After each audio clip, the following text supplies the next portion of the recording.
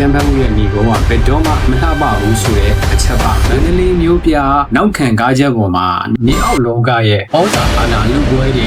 1950ခုနှစ်တုန်းကမန္တလေးမှာတကယ်ဖြစ်ခဲ့တဲ့ဖြစ်ရမှန်ဇလန်းကိုအခြေပြုပြီးတော့မှရာဇဝတ်မှုနောက်ခံဖြစ်ပြိုင်ဝတ္ထုအမျိုးအစားဖြစ်ပါစာဖတ်တဲ့သူတွေကိုဇလန်းလေးမှာမျိုးသွားအောင်သူကဆွဲဆောင်နိုင်တဲ့အရေးသားဘလိုပဲဖြစ်ပါ1950ရဲ့မန္တလေးအဝေးသက်ကိုအပြည့်အဝခံစားခြင်းနဲ့ဆိုရင်တော့ဆရာခက်စော်ရဲ့တကိုင်းကမန္တလေးစာအုပ်ကိုအခုပဲအကြည့်ကိုတိုက်တွန်းချင်ပါတယ်ဖတ်ပြီးတော့ရင်လည်း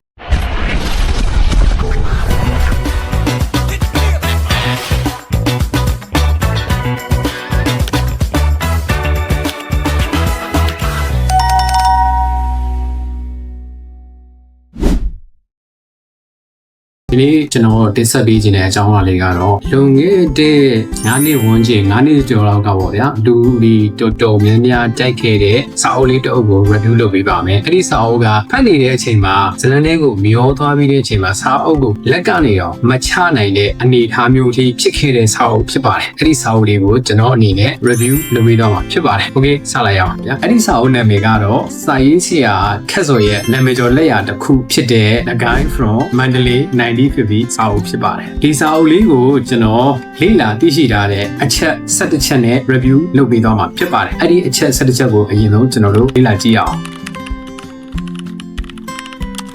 ပထမဆုံးနံပါတ်1အနေနဲ့စာအုပ်အမည်နဲ့စာရေးဆရာအမည်ဒီစာအုပ်ရဲ့နာမည်ကတော့ A Guide from Mandalay ဖြစ်ပါတယ်စာရေးဆရာအမည်ကတော့စာရေးဆရာခက်စောဖြစ်ပါတယ်ဒီစာအုပ်က1950ခုနှစ်တုန်းကမန္တလေးမှာတကယ်ဖြစ်ခဲ့တဲ့ဖြစ်ရမှန်ဇလန်းကိုအခြေပြုပြီးတော့မှဆရာခက်စောကသူ့ရဲ့စိတ်ကူးနဲ့ပေါင်းဆက်ပြီးတော့ရေးသားထားတဲ့ကျင့်မှန်ဒုံရဝတ္ထုလေးဖြစ်ပါတယ်နံပါတ်2မူလစာအုပ်အမည်နဲ့မူလစာရေးဆရာအမည်ဒီနေရာမှာတော့ဒီစာအုပ်ကဘာသာပြန်စာအုပ်မဟုတ်ဘူးဒါပေမဲ့စာရေးဆရာခက်စောကသူက1950ခုနှစ်ဝန်းကျင်မန္တလေးမှာတကယ်ရှိခဲ့တဲ့လူမိုက်လောကကဖြစ်မှန်အချို့နဲ့ရာဇဝင်တွေကိုသူကအခြေခံပြီးတော့မှသူ့ရဲ့ကိုယ်ပိုင်ဖန်တီးမှု original fiction ဖြစ်ရေးသားထားတဲ့စာအုပ်ဖြစ်ပါတယ်နံပါတ်3စာအုပ်အမျိုးအစားဒီစာအုပ်က PSP crime fiction ရာဇဝတ်မှုနောက်ခံဖြစ်ပြိုင်ဝတ္ထုအမျိုးအစားဖြစ်ပါတယ်နံပါတ်4ဒီစာအုပ်ရဲ့တင်ပြခြင်းတဲ့အကြောင်းအရာဒီစာအုပ်ကလွတ်လပ်ရေးရပြီးကစားမန္တလေးမျိုးပြနောက်ခံကားချက်ပေါ်မှာ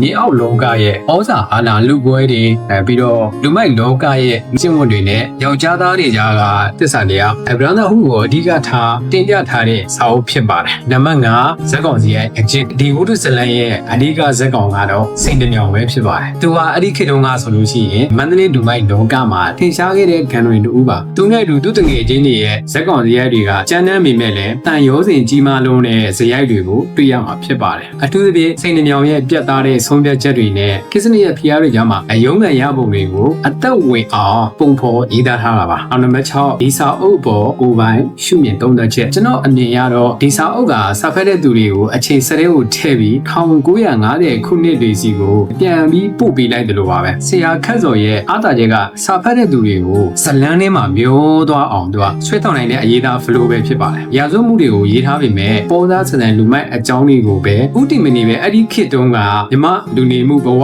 အငွေ့တက်တွေကိုပါထည့်သွင်းထားတာကဒီစာအုပ်ရဲ့အရေးသွေးကိုမြင်ပါသေးပါလေနံပါတ်9စာအုပ်ရဲ့အားသာချက်နဲ့အာဏာချက်ပထမဆုံးအားသာချက်ကိုပြောရလို့ရှိရင်ခေနောက်ခံပြီးဒီနေ့စကားပြောဟန်တွေကိုတည်တည်ကြသူတေသနာပြုထားတာလည်းတွေ့ရပါတယ်ဇလန်းအရှိန်ပေစင်ကလည်းအရန်ကိုမြန်လွန်းလို့ဖတ်ရတာဆွဲလန်းမှုကောင်းပါတယ်တချို့တော့အကြမ်းဖက်မှုပြကွက်တွေနဲ့လောကစကားတွေဟာပွင့်လင်းမြင်သာလုံးတဲ့အတွက်စိတ်နှူတဲ့သူတွေအဖို့တော့အနည်းငယ်ကြမ်းတမ်းနေလိုမျိုးခံစားရနိုင်ပါတယ်နံပါတ်10စာအုပ်ထဲကနေဘာတွေတင်ယူရလိုက်လဲဒီစာအုပ်ကနေကျွန်တော်ရလိုက်တဲ့သင်ခန်းစာကတော့အာဏာနဲ့အကြမ်းဖက်မှုရဲ့ညီကုန်းကဘယ်တော့မှမလှပဘူးဆိုတဲ့အချက်ပါသွေးနဲ့တိဆောက်တဲ့နေမီဟာသွေးနဲ့ပဲအဆုံးတတ်တာကိုတတိပြုမိစေပါတယ်နံပါတ်9စာအုပ်အပေါ်ဘာမေးခွန်းထုတ်ချင်တယ်လဲကျွန်တော်အနေနဲ့မေးခွန်းထုတ်ချင်တာကတော့တကယ်လို့စိတ်နှမြောင်တာဒီလိုစနစ်ပြတ်နေတဲ့ခေတ်ကာလထဲမှာမမွေးဖွားခဲ့ဘူးဆိုရင်သူဟာနိုင်ငံအတွက်အသုံးဝင်တဲ့တခြားသောနေရာတစ်ခုကခေါင်းဆောင်တစ်ယောက်ဖြစ်လာနိုင်မလားဆိုတာပါပဲ